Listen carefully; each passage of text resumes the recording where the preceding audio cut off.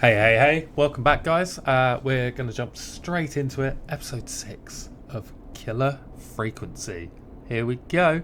Peggy's about to deal with a call.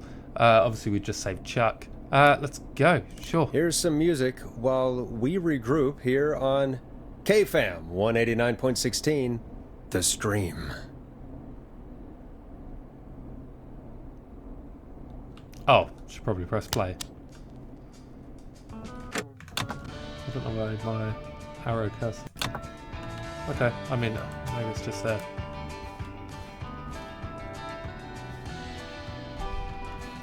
What are we doing, Peg?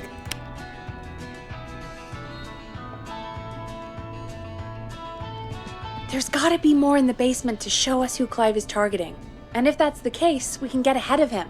Stop the killings before they can happen. Forrest, we need to go back down. By we, you mean me, right? Yep. Like I said, I need to handle all these calls. Maybe start with that creepy mannequin room you mentioned before. I still have a lot of questions about those, by the way. Me too. Yeah, it's definitely creepy.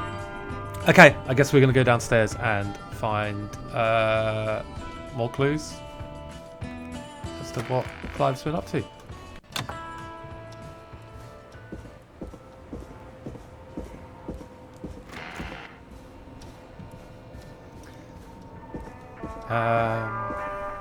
Yeah, pretty weird. Imagine actually working with a serial killer and then finding out they're a serial killer. Like, what would you do? How do you react to that? What if they're like your favorite person at work? Like your work wife or your work husband?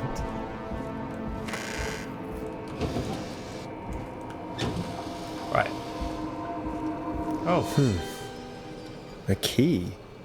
Was this always here? This was not like this. I must have before. missed it when I brought everything upstairs. Okay. Basement storage.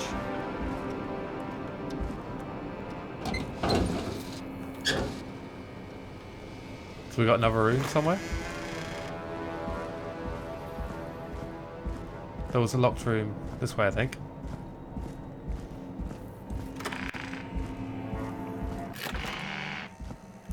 Okay. Hey, Forrest! Peggy, give me some warning Yo, before yelling that down made the me jump. intercom. Sorry. Buzz the intercom when you find something and want to discuss it. Okay. It's got a map of the town, but it's not that weird. Peggy, cassette. I've found a tape and a map down here.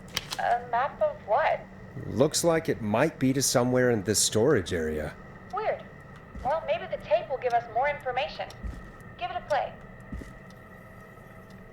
Is there anything to play it on? Is there a cassette down here, or have I got to go all the way upstairs? Oh, there you go. George Barrow, 1968. That's when this all began for me. Follow the maps, find the tapes.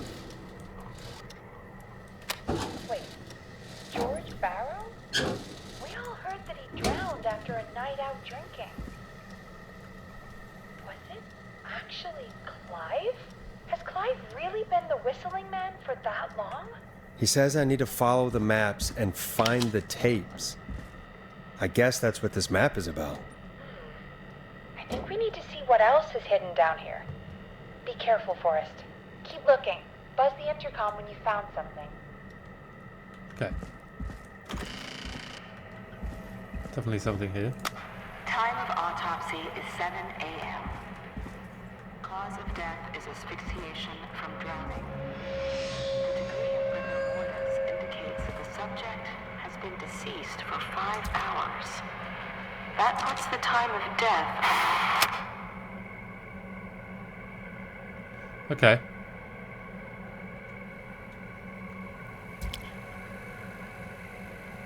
So another tape, I'm guessing.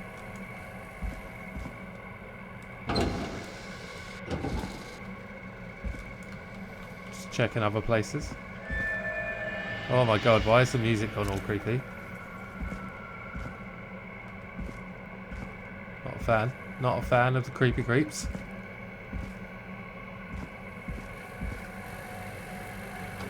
Is it this one? It's not even that one. I feel like... Is there an order?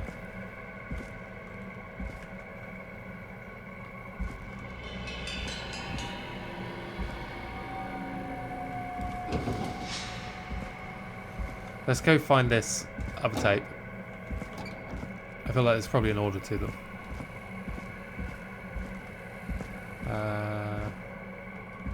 That one?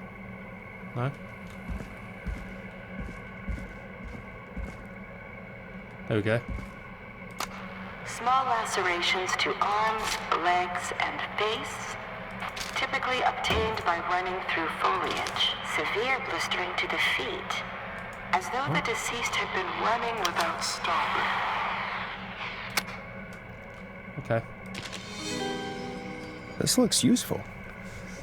So, police department, town of Gallows Creek, investigating officer, Sheriff Matthews, I guess, supervising, prepared by, complaints name, Miss Sandra Sharp, received telephone call. This was on the 9th of the 3rd, 1968. American, so it'd be, is that September, I guess? Because they do their date and days the wrong way around. At 4 a.m. reported. At 4 a.m. a call was received from a jogger, a Miss Sandra Sharp, reporting that a body had been found washed up in the reservoir. I drove out to investigate and was able to identify the body at the scene as that of George Barrow. I contacted the coroner's office and then the boy's parents. They informed me that they had not seen him since 7 p.m. on the 2nd. Okay, so that's like a week, right? No, 24 hours. 12, well, less than 24 hours. Less than 12 hours, probably. I don't know. You guys put the dates the wrong way, and it's confused me. I don't know if you guys can see this as well, but I've got like a little arrow in the middle of my screen, and I apologise for that. I don't know how to get rid of it. Other than shutting down the game and starting again, but I'm not going to do that right now. I think this is the next one. Preliminary toxicology results shows no signs of inebriation. However, a high amount of cortisol was found, indicating elevated levels of stress. Okay. So, I mean, the guy was definitely murdered, right? Additionally, there appears to be a post-mortem injury to the arm. It looks like it was trapped in a car door.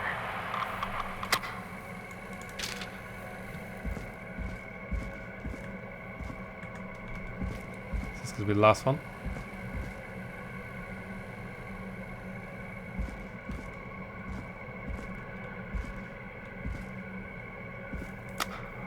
If you're listening to this, then I'm probably dead. What the... I'm a man who likes to stay informed. I've got subscriptions to newspapers all over the country. A few weeks ago, I noticed headlines cropping up in those papers, one after the other. Each headline about a murder. Each murder, the death of someone I knew almost 20 years ago. And each one... a new vinyl from my collection. Gallows Creek, drawing closer to the anniversary. None of us are innocent, but I don't think we deserve killing. All I hope now is that I can save some folk from the worst, that I can, I don't know, do something to make up for what I did back then, I guess. I didn't kill anyone, mind you, but that's past mattering. Now, there's more I could say, that I should say, but my employer made it clear that my family would pay a high price if I ever spoke out. So, hopefully I've said enough for you, listener, whoever the hell you are, to start putting the truth together. I mean, I kind of wish he'd said more, but What the hell? Peggy is not going to believe this. okay. So I guess he's hired by somebody else. He is not the Whistling Man, but unless, like I said, the Whistling Man is actually multiple people. What have you found, Forrest? It's an autopsy tape. Doesn't say for who, but I think it must be for George. Poor George. He was so young. Something's bugging me, Peggy. What do you mean? I swear I recognize the voice of the woman talking on the tape. I just can't place it. Seriously? Do you think you've met her before? I don't know. I mean, I just got here recently. I don't know. Was it the lady that was calling in? Found another tape. It talks more about how George died. What did it say? It sounds like he was running for his life. Sprinting through trees and bushes, getting cut up all over. What would drive someone to do that? I'm not sure yet. There's also a tape about a toxicology report. There were no signs of drinking or that he was on anything. What? But everyone said he went swimming drunk and drowned. It was in the newspaper and everything. I found a tape that introduces a new detail to the story. Post-mortem injury. Apparently, his arm got caught in a car door. A car door? Yeah, after he died. How do you suppose they can tell? How can they tell? I'm a radio producer, not a coroner. The written report I found doesn't mention it at all. How did his arm get trapped in a car door after he died? Unless he got it when the police collected his body, I guess someone else must have moved him after he was dead to where he was eventually found. But the report, what is going on here? I found a police report. Mentions a friend from earlier, Sandra Sharp. Sandra. The jazz runner? That's right. Oh, She found yeah. George's body washed up at the reservoir. The reservoir? Yeah? did, though. What's strange about that? George got cuts from running through foliage, right? But there's no forest around there. Also, how did it wash up at the reservoir? What do you mean? Reservoirs don't have tides. But that's what the police report said. It's not possible, though. I did a school project on reservoirs and got an A. But, yeah, not important Must be an right now. expert then. The important thing is that it doesn't make sense. What are you suggesting then? That the body was originally found somewhere other than what the report suggests? That the sheriff tried to cover it up, but accidentally let something slip? Something like that. I think. Well, Sheriff Matthews wrote the report.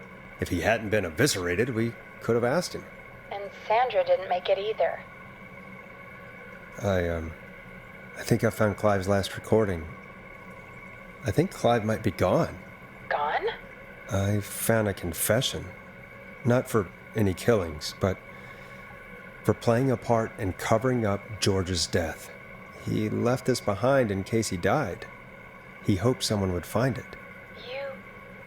Do you think the Whistling Man already got him? Possibly.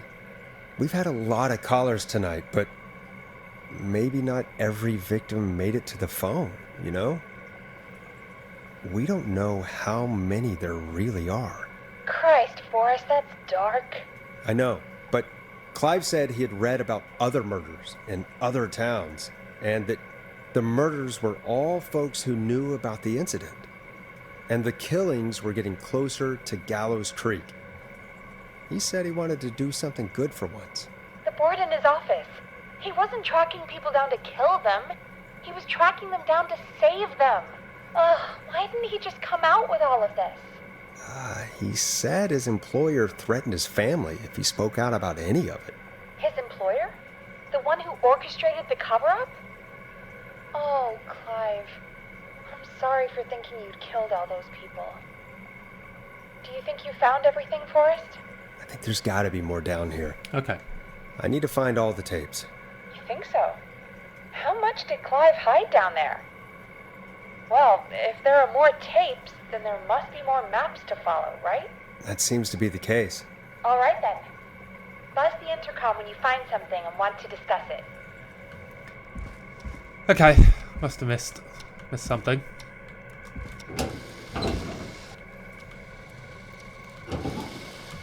Maybe we're not as good as Sherlock.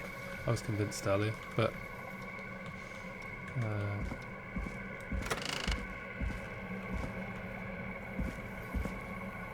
we got that one. It's locked.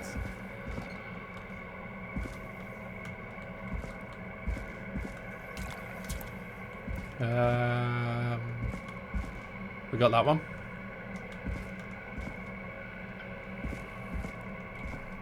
We got that one.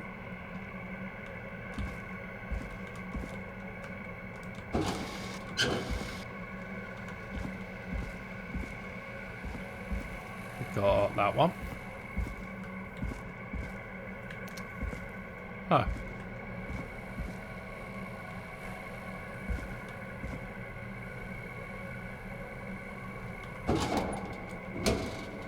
Did we get that one? It is the coroner's opinion that the subject likely feared for his life and was chased, resulting in a fall from a height into a body of water, where he hit his head, was knocked out, and drowned. Poor kid. Following that, he was moved. Dr. Sullivan, we need to have a talk. That recording. Shut it off. Okay. Creepy voice. This has to be important. Decedent. I didn't even know that was a word. George? Theodore? Maybe? Barrow. Home address. Date. I'm sorry I made you do this, Virginia. So the deceased is a Caucasian male aged 18. The cause of death is established to be drowning, as shown by signs of asphyxiation. See section 2, paragraph 4 for more details. Abrasions were found on the knuckles, likely from getting into fights in the past.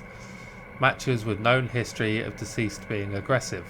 No other injuries were observed, and from the coroner's opinion, there was no evidence of foul play. Additionally, the preliminary toxicology report indicates the deceased had high level of alcohol in their blood. It is the coroner's opinion that the deceased went swimming while intoxicated, resulting in his drowning. Okay, and she signed that. So I'm guessing, was that Clive that maybe made her change the report? Because he was working for somebody else, and Clive's boss was like, you need to go sort this out because it's obvious that this dude was murdered and I'm trying to be all stealth about it. Yeah, I mean, logically, does that make sense? I guess. Got nothing else to go on, so... What have you found, Forrest? In another tape, the coroner comes to the same conclusion as I did. George was running from something. Maybe an animal? Maybe, but then there's this next bit, where the coroner thinks he was moved post-death. So she agrees with us. At the end of the tape, someone burst in and demanded the doctor, Dr. Sullivan, to stop recording. Dr. Sullivan? Wait, Virginia Sullivan? She was her caller from earlier.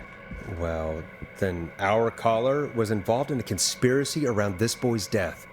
We So need to call she's her a back once potential we finish victim. down here. It looks like she might know something about what's going on. It's a revenge thing, right? I found So a she's written autopsy potential report. victim. What does it say? According to that, it's just like you said at the start. George drowned after getting drunk. Said he liked to fight, too. But that contradicts the tape. I know. And I think I know why. There's a note with the report that says, I'm sorry I made you do this, Virginia. If it was on the autopsy report, then Virginia must be our coroner. Wait, the caller from earlier, when we had to call the takeout restaurants, wasn't her name Virginia? Do you think you found everything? I think so. Forrest, what's going on here? Someone wanted that boy's death to seem like an accident. And they hired Clive to make it look that way. come back upstairs when you're ready. We need to figure out our next step. 3 a.m. Yeah, it's just hotting up a bit. It's clearly a revenge story. Thank God you're back, Forrest. I've been running out of stuff to pad our airtime with. Peggy, you work in radio. Forrest, I'm stressed. I mean, really. How are we supposed to keep a show going with all this happening? It's our job. This is our job, Peggy. It's definitely not We gotta do your it. job. You're right. So, what's Nailed the it. plan now? I think we should call Virginia back. All right. Yeah. I'll get her on the line. Time to turn the music off. Hello again, Gallows Creek. This is Forrest Nash. We're circling closer to the truth behind tonight's events. To this end, we're calling back one of our earlier callers, Virginia Sullivan.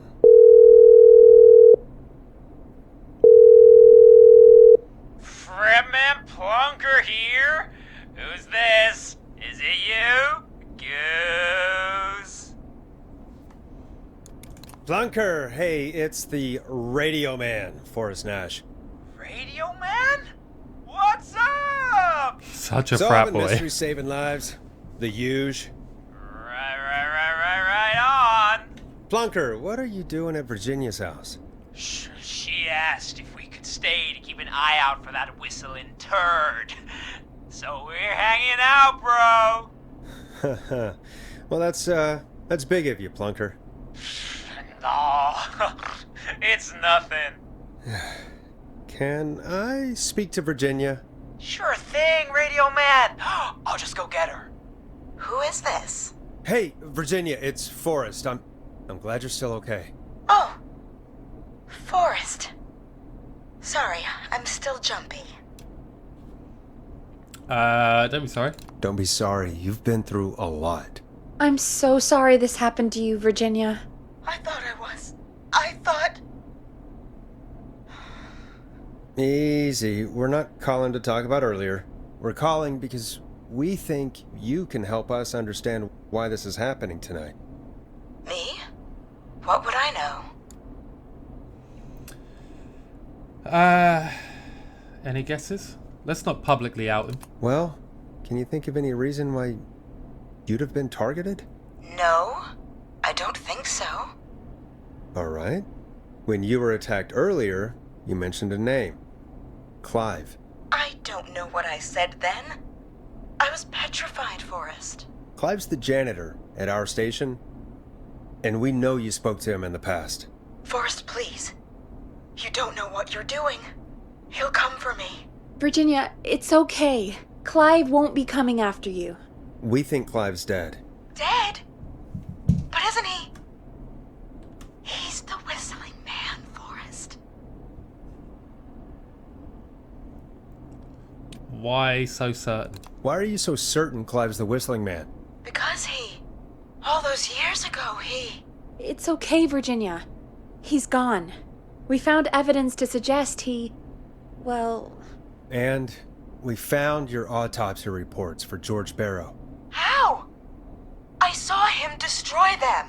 Well, he didn't. I don't know if he kept them or made copies or what, but we found them, and we know it's related to what's happening tonight, which is why we called you. Why did you write a false report? All right. One day, I came into work to find a boy on my slab. And as I finished the autopsy, this man, Clive, he just burst in. And he started making demands to give over the reports, to falsify what I found. Of course I said no. But, well, when someone wants to make you do something, they can use the carrot or the stick. For me, he used both. Ooh. You see, my sister is sick. She has a chronic condition that's never going away. It's expensive to treat, and it was getting to where I couldn't afford it. And Clive promised me that his employer would pay for my sister's treatment if I did what he said, and that if I ever spoke about this, He'd beat me to within an inch of my life. I don't know why he I had know me you're do speaking it, about but it my publicly on the sister radio. needed me. You have to understand. She needed me. We understand. Okay, it's okay. Thank you, Virginia. I feel like there's That no was point brave. being judgmental. God, I just want this nightmare to end. This will help end it, Virginia. Thank you. Stay safe, Virginia.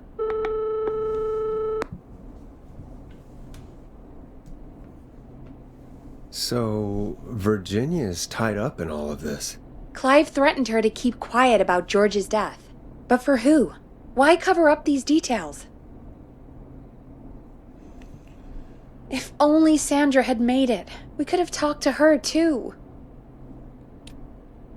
Yeah, I'm sorry. I'm sorry we didn't save her. It's not your fault. Looks like we've got a call coming in.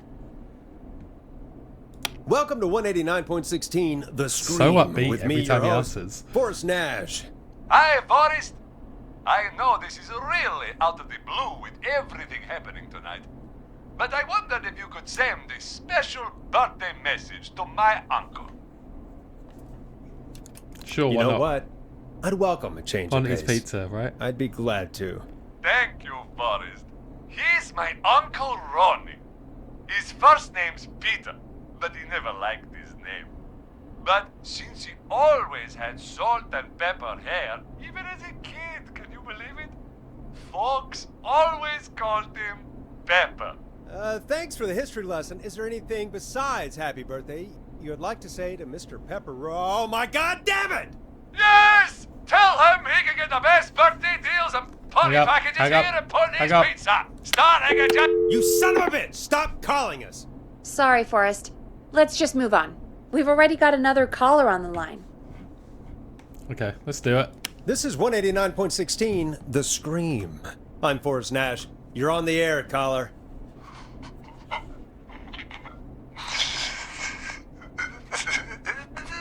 Caller.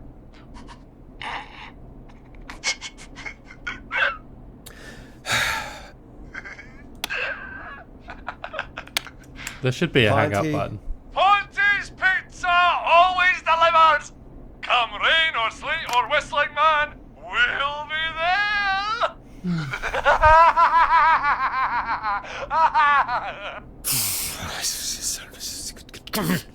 Forrest? Forrest? Are you okay? No. Imagine murders Forrest? going on in the town, I hope and it's the all over the whistle radio. man gets in with his own pizza slicer. Jesus, Forrest? And the pizza Sorry. guy keeps Sorry, calling that to was... do that was joke too much. commercials. It's okay. It's been a high-stress night. Don't worry about him anymore, okay? Not for tonight, anyway. I think he's spent for now. We've got another call, whenever you're ready. Okay, let's do it. Folks, don't spend your money at Ponty's Pizza. That's all I'm going to say about that. Moving along, I'd like to welcome another caller to 189.16 The Scream with me, Forrest Nash. Who, may I say, is calling? Well, hello again, Forrest. Don. Don? We played your song, Long Ride Home. Did you hear it? Can you tell us? Never mind that now. First, I'm calling because I need your help. Are you in danger? Are you in danger? I sure am. Do you mean Yes, he's after me now. you? I think so. He must have heard me on the radio helping you. Right. Right. I mean, you haven't really Okay. helped us at all, but Tell us everything. I was out following a lead, trying to work out who would be next, after Chuck. And what happened? And I started to feel like I was being followed. I came back to my apartment building, but this newfangled security system has me locked out. I need you to help me get inside. ask a neighbor? Can a neighbor let you in? I only moved in last week. I don't know anybody yet. There's not even a buzzer here, only the keypad for the entry code. I Okay. need that code to get inside. which apartment block do you live in? Maybe one of our listeners lives there too. It's the New Woodside apartment building between the town hall and the trailer park. But I doubt any of your listeners live there. I don't have many neighbors. Sounds like a prime piece of real estate. Sound really carries at night. Shit.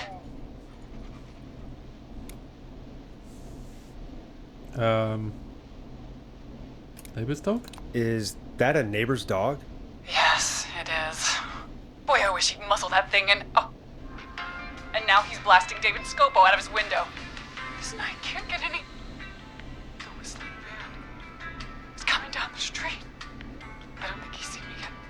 Forrest, please. I need your help. I need the code for that security system, or I'm gonna die. What's the name of the security system?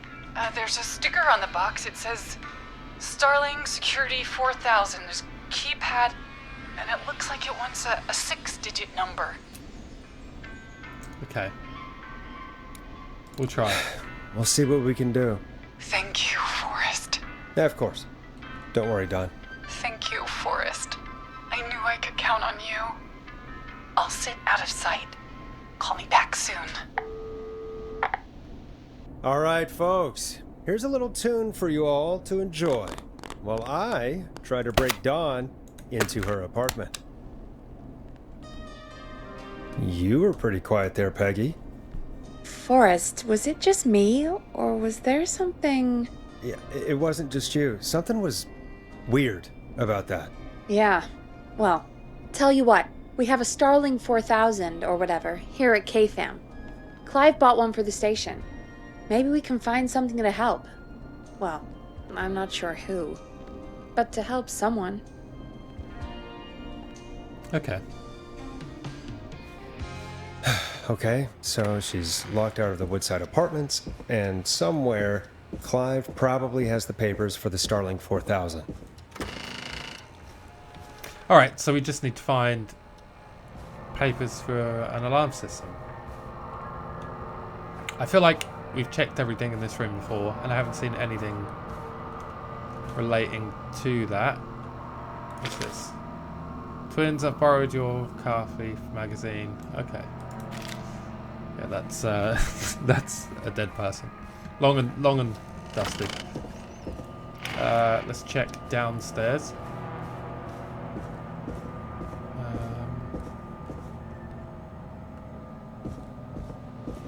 If I owned an alarm system, where would I keep the paperwork?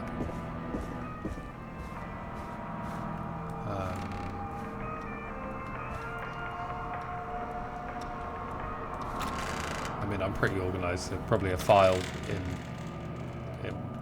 my office where my computer is.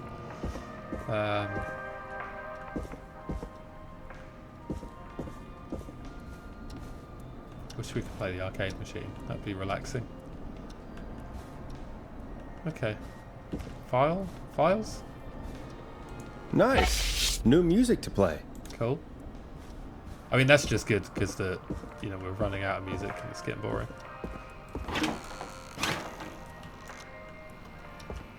What sort of monster has no cleaning products under their kitchen sink?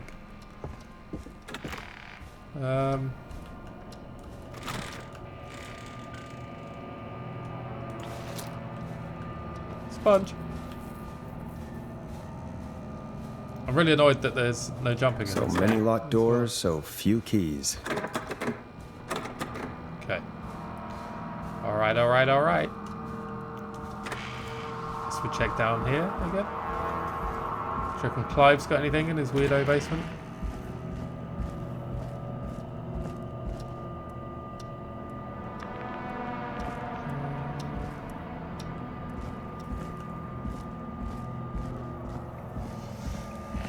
Yeah, I don't know.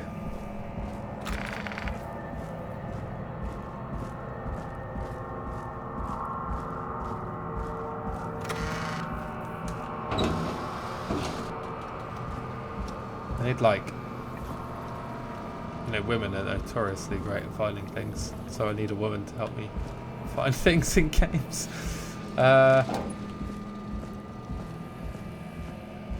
Oh, wasn't there like a glowy box in the room with all the tapes?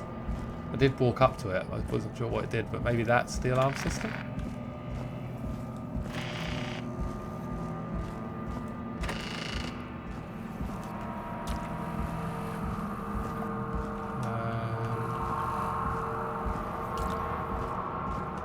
It's too many corners. Too many corners. Doors and corners, kid, that's where they get you.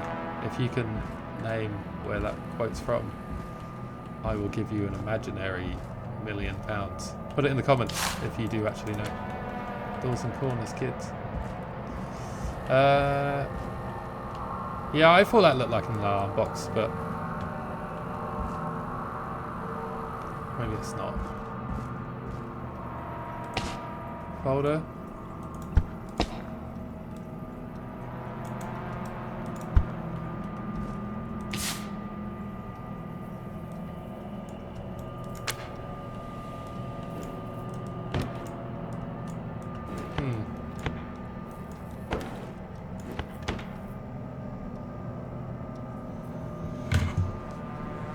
Yeah, I mean, I'm not too sure again.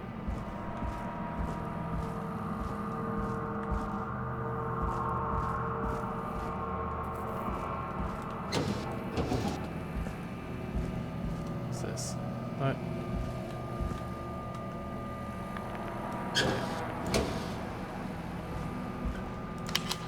It's the autopsy, not the autopsy, crime report, or missing. Found body report.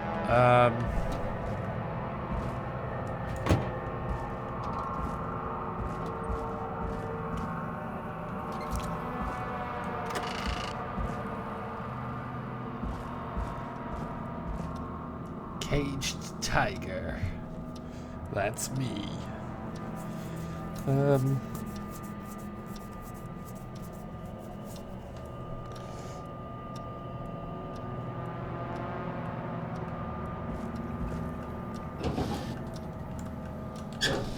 Pretty sure I've checked all of these.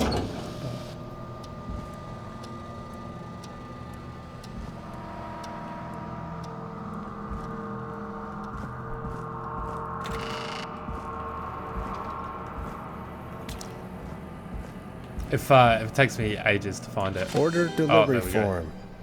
Starling must have left this by accident. The system's not even installed at Woodside. Starling 4000. User manual. Okay, perfect. These codes should come in handy. I was going to say if it takes me ages to find it, I'll edit the video a bit, but luckily, worked out.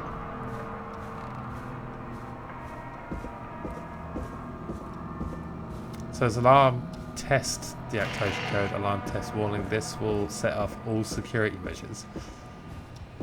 Maintenance call code.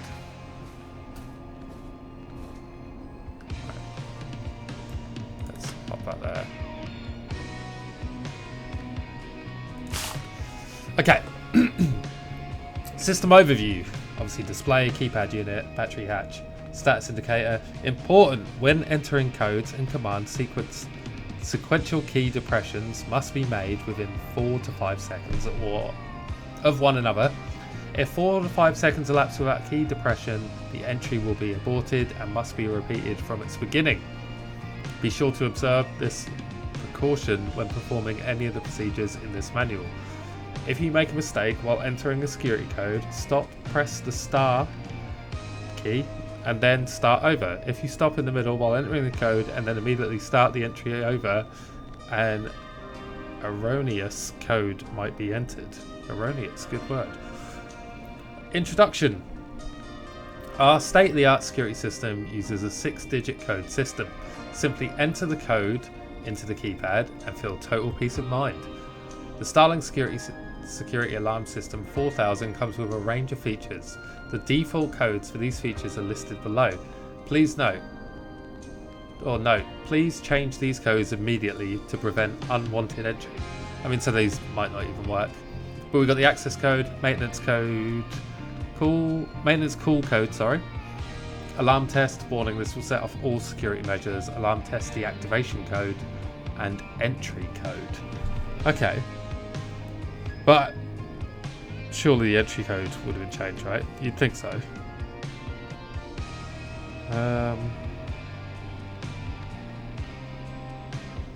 Okay. And what's this other one? Blubbly blob. Okay, it's just a delivery. The order numbers. Okay. I guess we need to call Dawn back. But we're going to end the episode there. Sorry, guys. And we will be back in the next episode and call Dawn and see if we can get her in her apartment building. Thanks so much for watching, guys. I hope you're enjoying this. And I will catch you in the next one. Bye.